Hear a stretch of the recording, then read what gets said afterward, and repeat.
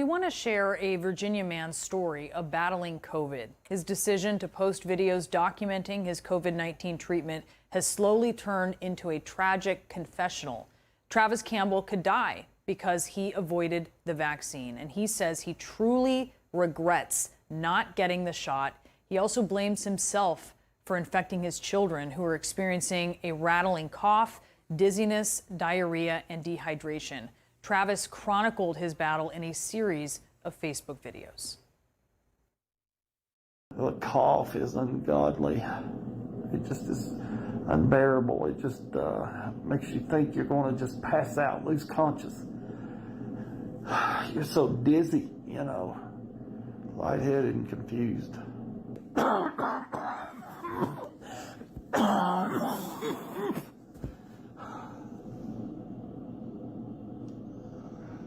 I'd ask for prayers, but I'm kind of weird. I believe that path's already set. Came back out to the hospital and they've admitted me. It's real.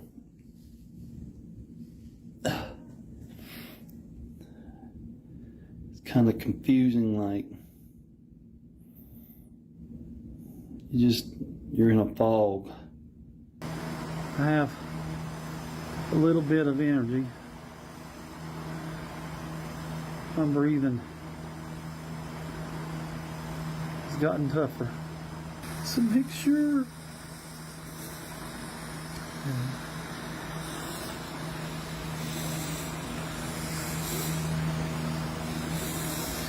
if you're going to go at it and not get a vaccination,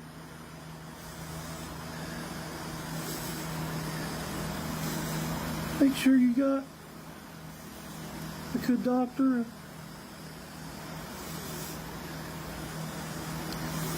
and your affairs in order. I have blood clots and coagulating crystal particles that have grown. Then I have a portion of a collapsed lobe. It's hard to find strength when you have so much stacked against you. But I've been listening to Alan Jackson's Precious Moments album. It's always been one of my favorites. So tonight and tomorrow, when you get a chance, if you listen to that album and see if it gives you the same peace that it gives me.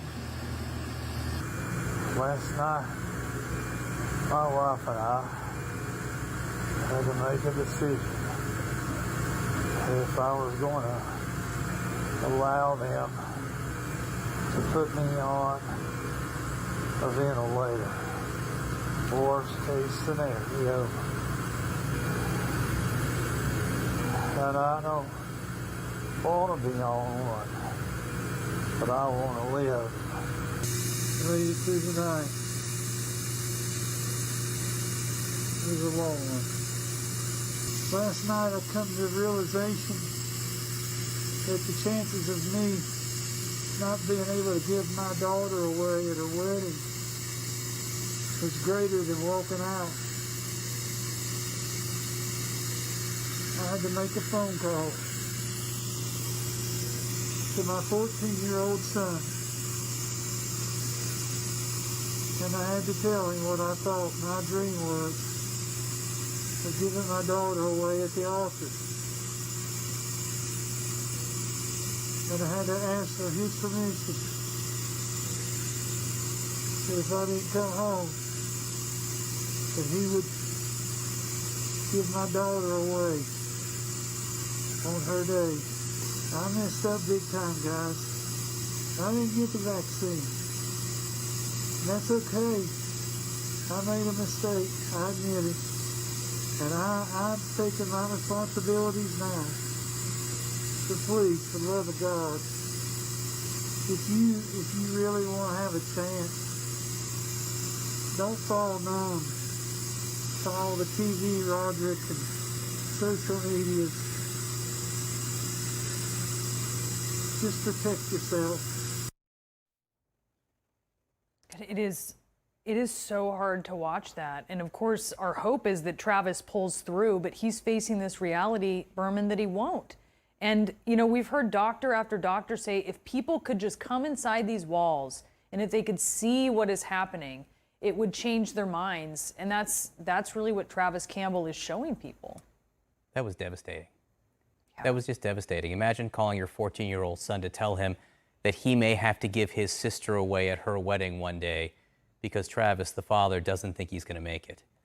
We certainly hope he does, and we appreciate the message he is sending. But I got to say, the more we hear from people inside the hospital who were not vaccinated, suffering COVID, the more we hear these pleas. I hope it just sinks in.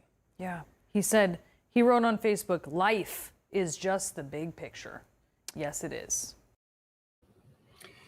And certainly, we at the National Newspaper Publishers Association continue to advocate, if you can, get vaccinated.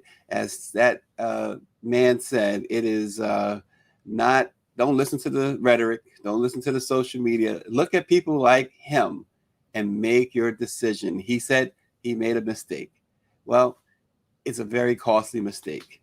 Welcome to another edition of the National Newspaper Publishers Association's Let It Be Known. Toye Penny says high-performing women are in crisis unlike ever before. In particular, leading women who are moms are struggling the most. But she also said well-being was a problem until it ran into her.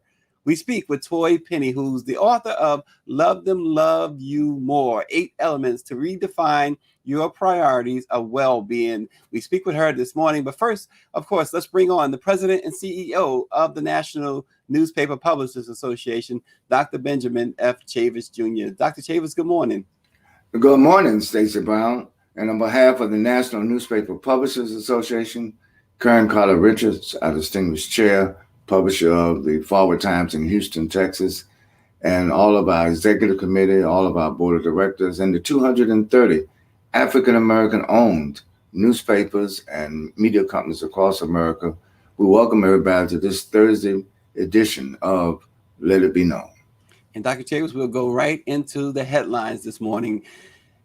Congresswoman Karen Bass spoke exclusively to a large group of publishers and journalists from the National Newspaper Publishers Association, which of course represents the Black press of America. She talked about why negotiators failed to reach a deal on the George Floyd Justice in Policing Act. The negotiations included the Congresswoman and Senators Cory Booker of New Jersey and Republican Tim Scott of South Carolina.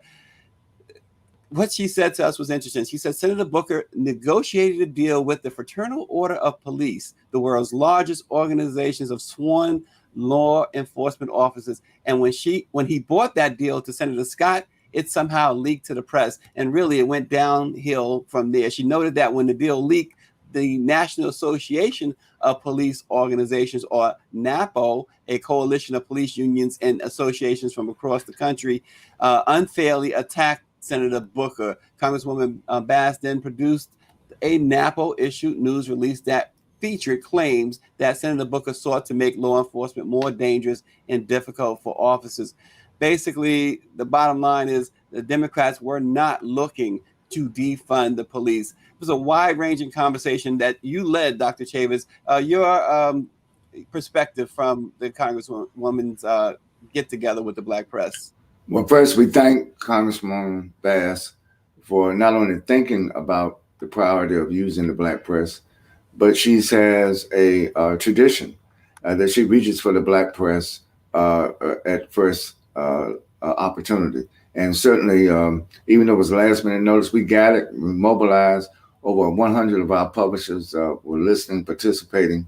It was a great, dynamic, headline-producing interview with Congresswoman Karen Bass. And of course, one of the headlines, while she talked about the George Floyd Police and Justice Act, George Floyd Justice and Policing Act, she also made the headline news that she's now officially running to be mayor of Los Angeles. Even though the election is next year, she's putting it out there now. And there's a lot of candidates running to be the next mayor of the second largest city in the United States. And of course, Los Angeles is where we have the Los Angeles Sentinel, the Los Angeles Watch Time, the Inglewood Today newspaper. All these are Black-owned newspapers. Our Weekly, the Los Angeles Wave newspapers, the LA Focus, and many, many others. California is enriched with Black-owned newspapers, and we support all of them, including the San Diego Viewpoint and Voice in the San Diego Voice and Viewpoint in San Diego. John Warren is the publisher. Danny Bakewell, of course, is the publisher of and former chair of the NNPA in Los Angeles. So it was a great discussion yesterday, and hopefully, Stacey, I saw you got 2 big articles about the interview on blackpressusa.com, and hopefully, I think we'll probably send out the video to all of our publishers today so that everybody can benefit from it. Yeah, she has served 6 terms in Congress, and she wants to go home and help out the big problem of homelessness there in Los Angeles, particularly among people of color. But it's striking too, Dr. Chavis. We talked to her too about a wide range of things, including the filibuster. That question came up, and I thought she said everything she said really was interesting. But I thought I pinpointed a few things. One being that we always focus on Senator Manchin out of West Virginia and Sinema out of Arizona, but she said that she believes that other senators, other Democratic senators are behind Manchin and Sinema, but they basically are being quiet about it, but they're quietly supporting that stand. And we heard that before from other Democrats too, that there's a suspicion that it's just not Senator Manchin. And when you think about the grand scheme of things, Dr. Chavis, in the Senate, you can't have that one person dictating everything. And so it makes sense that other senators, they're just not, for lack of a better term, they just don't have the backbone to show that, where they stand. Well, absolutely. The filibuster is a legacy of the white supremacy. It's a legacy of the Civil War. It's a legacy of Jim Crow. It's a legacy of racial discrimination. It's a legacy of racial profiling. And it's, we need more people of color in the United States Senate. Keep in mind, Stacey, we only have 2 African-American United States senators in the Democratic side. We have 1 in the Republican side. So a total of 3 out of 50. That's disproportionate. And we have to work in the 2022 elections to make sure that more African-Americans are elected to the House, more African-Americans are elected to the United States Senate, more African-Americans are being governors or being state legislators in these states to do away with all of the voter suppression, all of the white supremacy, all of the police brutality. All these things are interconnected, intertwined. But we really appreciate what Congresswoman Karen Bass reported to the Black press exclusively yesterday. Absolutely. And Dr. Chavis, Alabama's Governor Kay Ivey, the Republican, is defending her disturbing plans to use coronavirus pandemic relief funds provided by the federal government to finance the construction of new prisons in Alabama. The governor claims that, and we quote, "The Democrat-controlled federal government has never had an issue with throwing trillions of dollars toward their ideological pet projects. These prisons need to be built, and we have crafted a fiscally conservative plan." The governor convened a special session of the Alabama legislature this week to address the state's prison prison infrastructure, which she said was broken.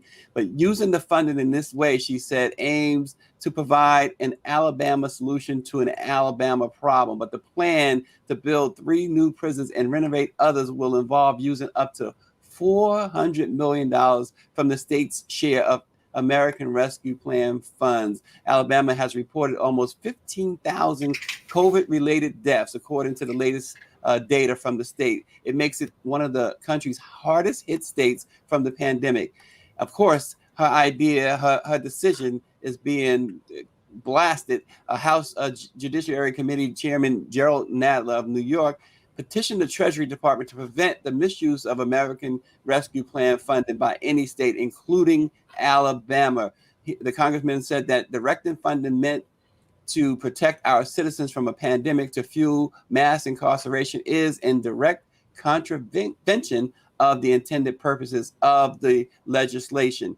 In Alabama, Dr. Chavis, they have an incarceration rate of 930 people per 100,000, meaning that it locks up a higher percentage of its people than any democracy on earth. And of course, most of those that they lock up are people of color. Again, mass incarceration, voter suppression, disproportionate increase in deaths from COVID. It's all related. I think if this governor does what she says she's going to do, the United States Justice Department should apprehend her and arrest her. She needs to be put in prison. She wants to take COVID money to build new prisons. No, she needs to go to prison. Yeah, look, people have gone to prison for a lot less, right? And I'm serious. Yeah, no, I'm with you on that. Life and death. And the governor is choosing death and building prisons over giving the people of Alabama life. Yeah. I mean, these Republican governors, and I know the NMPA, we're nonpartisan, but I'm just saying, I got to call you out. If the shoe fits, you got to wear it. And this is evil in state legislatures. This is evil in governor's office in Alabama, in Georgia, in Florida, in Texas, and in other states. And we need to call them out. Yep. They're not called a red state just because they are led by Republicans. They're called red because they represent the devil. And there is the president and CEO of the NMPA. He's just unleashed again. So there you have it. And finally, in the news, Dr. Chavis saying that it's terrifying to raise a Black child, specifically a son, in America. Singer and actress Jill Scott says she is considering moving out of the United States. She said she feels the pressures of raising a Black child in America, particularly a son. She spoke with Jamil Hill on a podcast this week, and she says it's terrifying because it doesn't matter if you have or you don't. All that matters is that you are brown. That's it. She expressed her fears of her now 12-year-old son desiring to hopefully have a car and a driver's license in 4 years. And she says that is a road toward trouble in America. It's a shame when it has come to that, but you can fully understand where she's coming from. Oh, absolutely. Jill Scott's fears about what will happen to her son are real. Many Black mothers, many African-American mothers and mothers in communities of color today have those same fears. We hope she stays in the United States, but we understand that as a mother, she has to use her maternal instincts. Years ago, that's why some of our greatest writers, including James Baldwin, left the United States because of not fear of racism, because they just didn't want to live in an environment constantly and systematically that practiced white supremacy to the extinction of what it means to be an African American. Yeah, and Dr. Chavis, she's a holistic well-being strategist and CEO of Mom Interventionist. And she's also the author and creator of the Love You More Method. Let's bring on our guest this morning, Toye Penny. Good morning, Toye Penny. Good morning, Sister Penny. Thank you for joining the Black Press of America. Thank you for having me. Well, Toye, you say high-performing women are in crisis unlike ever before. Explain that to our viewers. Yes, so we are juggling so many things. Our mental load is all over the place. We are leading in our industries. We are running our households. We're homeschooling our children. And we are doing so many things. And simultaneously, our well being is falling apart. Our relationships are falling apart. Our mental health is all over the place. Our everything is just all over the place. And we are losing ourselves. And so I really believe that now more than ever, we are in a crisis, especially during this time of COVID. Yeah, and your new book. First of all, can you show our audience your new book and tell us a little bit more? Give us some insight as to why you decided to write that book there. Sure. So I'm the creator of the Love You More method, and this book is a direct correlation of the Love You More method. And as a well-being strategist, I believe that if we make ourselves a priority, everything else will fall into place. And especially if you are raising children, if you are a leader, if there's someone who is following along beside you or behind you or wherever it is, I think that we need to make ourselves a priority first so that everything else will fall into place. Well, and some mothers, many mothers may, for instance, probably would say, well, how do you make yourself a priority when you have children? Yes, so I separated your well-being into two parts. So you have your primary well-being and your secondary well-being. Your primary well-being are things like your mental and emotional peace, relationships that nurture your soul, a meaningful spiritual practice, never-ending self-investments, quality sleep, empowering physical activities, and a thriving career. Your secondary part of your well-being is the foods that you actually eat and putting in your mouth. So if you are overeating on your primary well-being, then you tend to undereat on your secondary well-being and vice versa. Gotcha. So I understand you liken it to like being on an airplane. You're supposed to put your oxygen mask on first. Is that how? Exactly, exactly. And that's what I teach high performing CEO moms to do is put their oxygen mask on first so they can save everyone else around them. And how I do this is I guide them through this 8-step method called the Love You More method.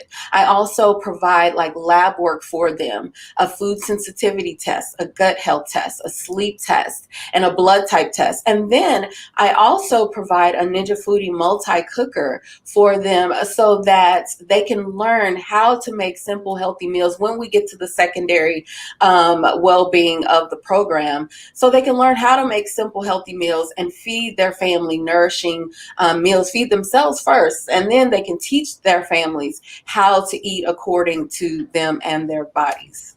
Yeah, and Toy, and you talked about this, but with mental health being such an issue, particularly in our community, the African American community, and then you have COVID on top of that, people are really struggling emotionally and in other ways, financially. And I know it all comes together in your book. Talk about the solution to that, a possible solution anyway. Listen, the solution is the Love You More method. It is. You can't, all of the elements go together. I mean, you can't live one without the other. And it is always ever evolving. So your mental and emotional peace, one day you may wake up and you have some things going on. And so you need to tackle, okay, what is it? It's my mental and emotional peace. What is it that's stealing your peace? What is it? And I suggest that we go ahead and address it head on. A lot of us like to sweep things up under the rug and we like to, dismiss it or whatever it is. But we need to address it head on so that we can deal with it and then we can heal from it. So I think a lot of us really really sweep things up under the rug. So if we hone in on what's stealing our joy and our peace, then we can move on and heal from it. Yeah, I think you're absolutely right. A lot of us do sweep things under the rug, Yeah. and it just don't go away on its own. Dr. Chavis?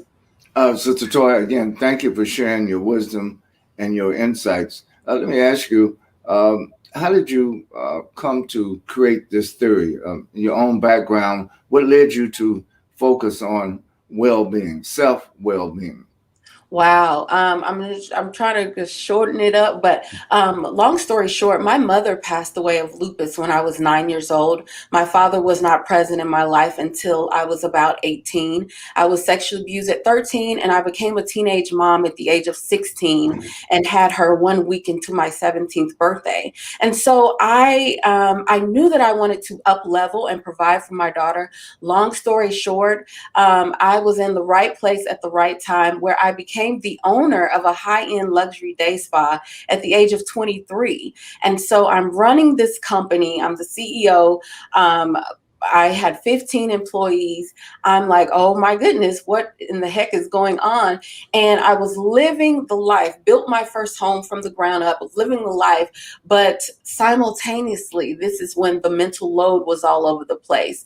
This is when I started eating out every single day. This is when my relationships started to fail. And I began to develop this facade of I have it all together in my career. Everything on the outside was looking good, but things on the back end was falling apart.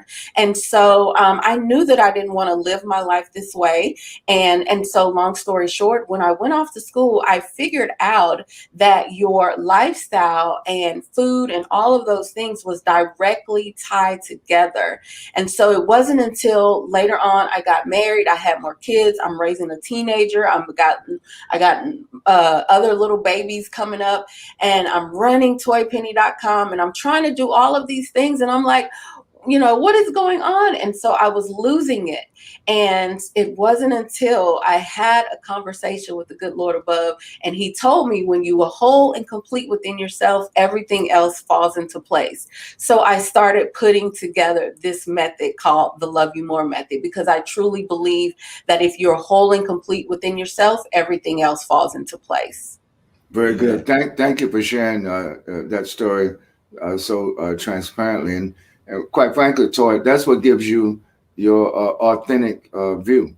Yes. And I think when people read your book, or people hear you on your podcast, or listen to this broadcast, they know that they're listening to a sister who's been through it.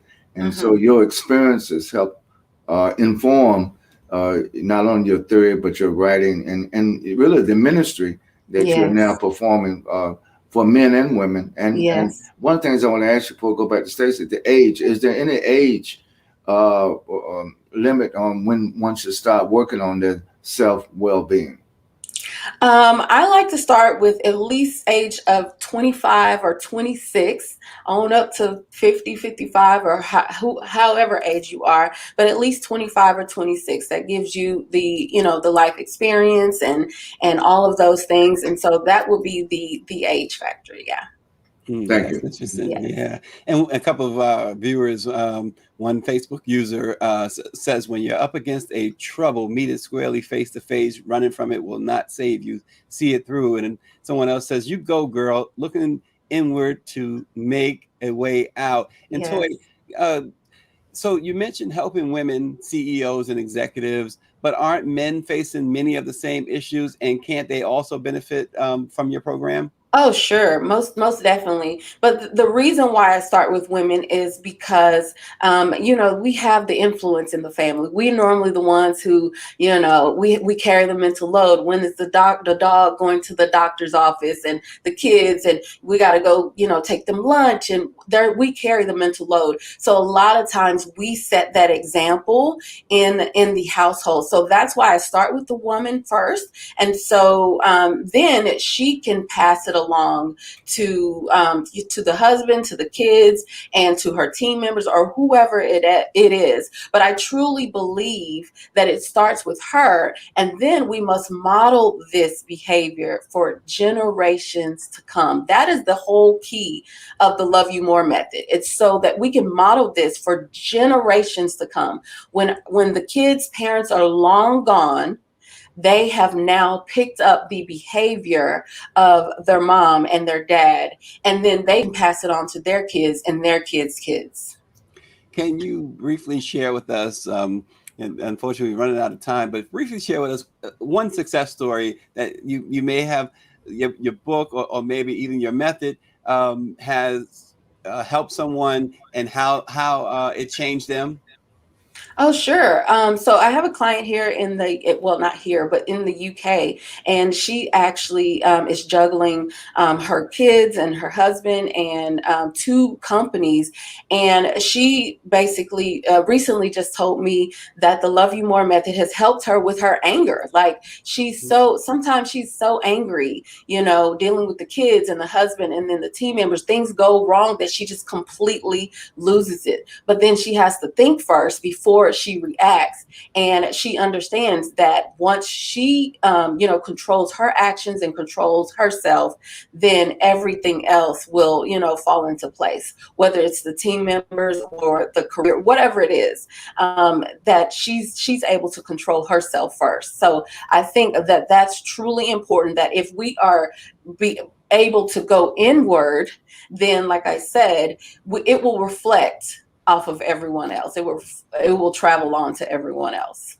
And, out of all you just said is very impressive. But you know what really impressed me? One word you said is that she's in Great Britain. Well, that's two words, right? But global. You are global, girl. You are working it globally, I am global. and that's so important. As Dr. Chavis always talks about, that global reach is so important because it's a global society that we live in. And before I throw it back to you, Dr. Chavis, I just want a programming note. Tomorrow we're going to have two very special interviews on this program live. The first is with attorney Ben Crump on the failed George Floyd Justice and Policing Act. And we're also excited about a very, very special interview thanks to the National Newspaper Publishers Association's Executive Administrator, Claudette Perry. We're going to speak with Dr. Abraham Mohammed Awal, the Minister for Tourism, Arts, and Culture for Ghana, who will discuss this great museum honoring W.E.B. Du Bois. Dr. Chavis? Well, very good, man. Tomorrow morning is going to be great. But I just want to, again, thank Toye for the book and for her leadership, her global leadership, and wish you well. And Toye, can you just, before you leave, just tell our audience and reaffirm to all of our viewers the importance of the Black press? Oh, it is super important, super important. I think the Black community definitely needs love and support and accountability. We need it all. So it is super important. Yeah. Thank you. And the book again, Toye, want to show it one more time and tell folks where they can get it, the name Sure. of it, and where they can get it. Sure. Love Them, Love You More. And it's 8 ways to redefine your priority of health and well-being. And you can get it at Barnes & Nobles. You can get it at Amazon. You can get it at Target. You can get it at toyepenny.com. It is everywhere. At toyepenny.com. Go there. Yes. I went there the other day. Some great stuff. Bobby Henry says, bring it on. And Michelle Madison says, I will definitely get your book, Toye. I have 4 grandchildren under the age of 8. I need this, she says. Yes. So don't forget, again, tomorrow, big day for Let It Be Known tomorrow. Tune in, don't miss it. And don't forget to check out the NNPA and the Black Press of America on TikTok at NNPA Black Press. And let it be known, remember this, today's accomplishments were yesterday's impossibilities. Everybody have a great day. Stay safe. Wear a mask, and if you can, please get vaccinated. We'll see you tomorrow.